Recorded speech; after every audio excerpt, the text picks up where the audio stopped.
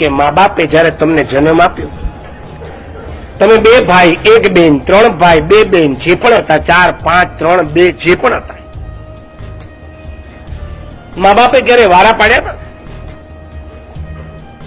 3 દીકરાઓએ માની લ્યો કે તો મા બાપે એમ કીધું કે સવારે 8 થી બપોરે 4 સુધી પેલાને સંભાળીશ, પછી 4 થી રાતના 12 સુધી બીજાને સંભાળીશ, અને રાતના 12 થી સવારે 8 સુધી ત્રીજાને સંભાળીશ.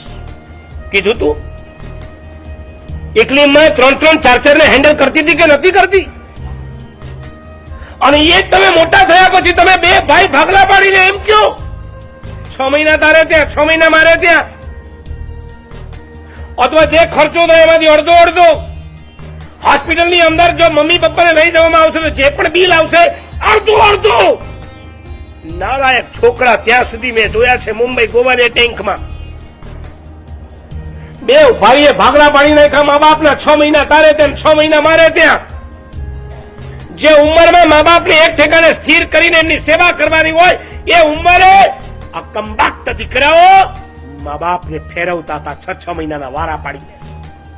યાદ રાખજો, વૃદ્ધાવસ્થા એવી હોય છે કે જેમાં એમને ફરવું વધારે નથી ગમતું, ઠરવું વધારે ગમે છે.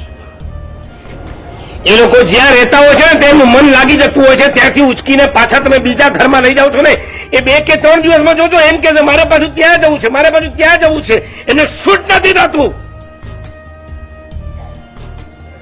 તમે પણ કોઈક નવી જગ્યાએ જાઓ છો, તમને રાતના ઊંઘ આવે છે? તમે જો 50 ની અંડરમાં છો તો પણ જો તમને સેટ નથી થતું તો 60 70 ને 80 વર્ષની ઉંમરે મા બાપને ફરવાના દિવસો કે તમારે ફરવું જોઈએ.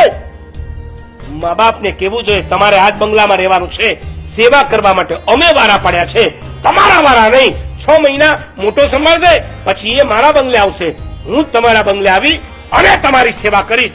છે કોઈ પરિવાર એવો માન્યું કે તમે રૂપિયા કમાયા અને તમે બંગલો બનાવ્યો, તમારા મા બાપે કદાચ તમને બંગલો નતો આપ્યો, એક ફ્લેટમાં રહેતા હતા, તમે કમાયા, તમે બંગલો બનાવ્યો, એમાં મા બાપને લઈ આવ્યા, બંગલાના કદાચ તમે માલિક બનો છો, તમારા બા અને બાપુજીના તમે માલિક નથી બનતા.